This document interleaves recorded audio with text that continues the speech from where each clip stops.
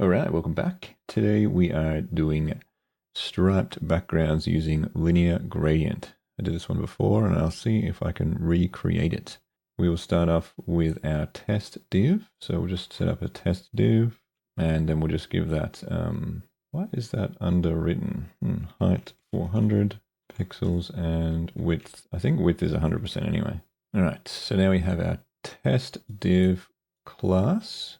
You can see that, can't we? Yes. And then we'll go div class test div, and we can't see anything, but we'll set the background to this test div first, just to maybe something that we can see to 999, and then it will appear here. So we've got a gray background in our test div, and then we'll add our stripes background and then use the linear gradient for that. So we'll just go stripes bg1. You're allowed to use the numbers in the class, but only in the middle. You can't start a class with a number for some reason, but you can put a number in a class. But if I start it with a 1, it won't work. All right, so now we add our stripes here, and I think we want to set the background color. I don't know what kind of stripes. Would we want dark stripes today? We'll go 444. That'll reset the background again, even though we don't need that because we've got it here. That overwrites that background, and we can use a repeating linear gradient, I think, for this one. So we can go background image. This is a bit of a weird one, and it's called repeating linear gradient. Which you can see there. We just select that, and to make this easier to read, we'll just go down a line and then end this one, and we want this linear gradient to be at 45 degrees. And then after that, we want to set our colors, and you can set as many kind of sections to this as you want. So the first one we'll set to is transparent.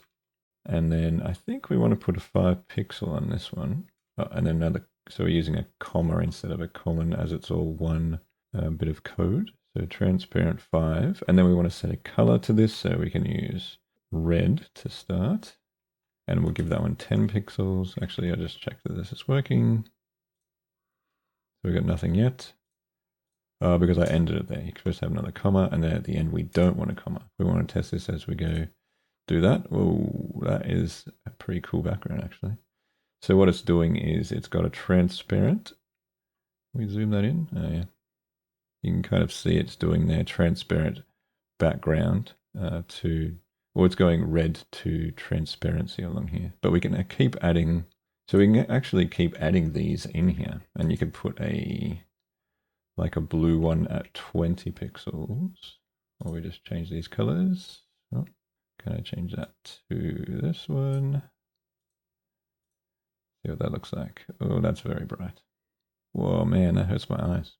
Jeez, that looks really bad. Whoa. All right, stop getting distracted by the colors. Let's go green. That's right, I was going to do a dark background, wasn't I? See, when you change it there, it actually that looks kind of cool. And we could set one to really long linear gradient, and then it should do like the different stripes, and then it's going down, and you can still see this main background here as well. We can set that to something else. Does that go red?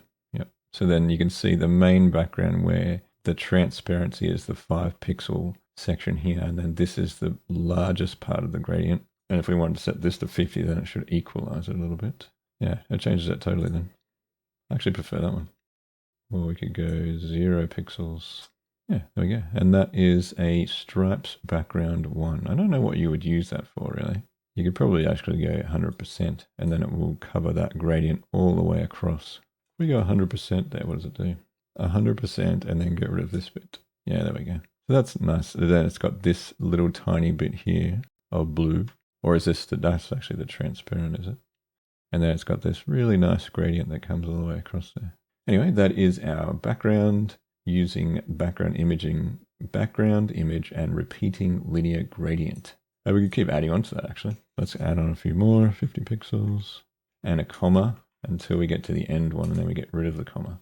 So you could go, red, go orange, and then what goes well with orange? You're supposed to pick opposite of the color wheel, aren't you? I haven't got a color wheel here. And then purple and what, blue? Whoa. 50, and can you even see the blue? I don't think you can. Yeah, we got orange, purple, and something else. But you can't see that one for some reason. 50 pixels, 0 pixels. If we set at least to 50 pixels, what happens? That kind of just blends all the colors in together. What if we get rid of this transparent one? I don't know. Whoa, just goes purple. Okay, so we need the transparent in there. Transparent 5 pixels. For some reason, that makes it do this. There you go. Repeating linear gradient backgrounds. Pretty cool. Anyway, thanks for watching. Like and subscribe, and I'll see you in the next one.